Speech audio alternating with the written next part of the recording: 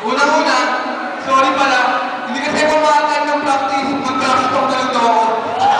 Diyan ka sanay eh. Ano sabi nung KPP kanina? Shit! Ganun din ang sabi ko sa performance nyo. Shit! Ibang-iba ang level. Shit! Ako rin eh, hindi ako pupunta ng mga practice para ma-surprise ako. Pagdating ko dito, shit! Na-surprise ako. Para nagpa-practice pa rin. Ano yan? Siyempre, kaya lang naman galing yun. Kung rin talaga nila, ang ano masasabi nila?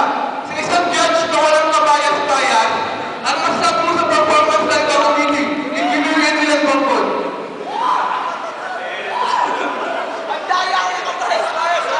Walang bias yan! Isisahin na lang, Sir Glenn. Sir. Walang bias-bayas. May laban po kaya sila sa athletics committee, sir? Parang ano nga eh, naiba ako talagang performance. Ha? Parang ano eh, palagi na lang ganyan, practice lang ng practice. Hindi naman perfect ang practice na yan. Okay?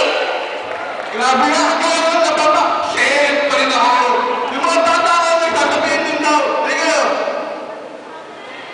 Halika. Pakita mo yan.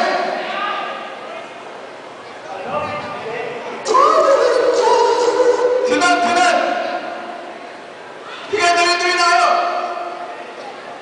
No reject committee. I just like it.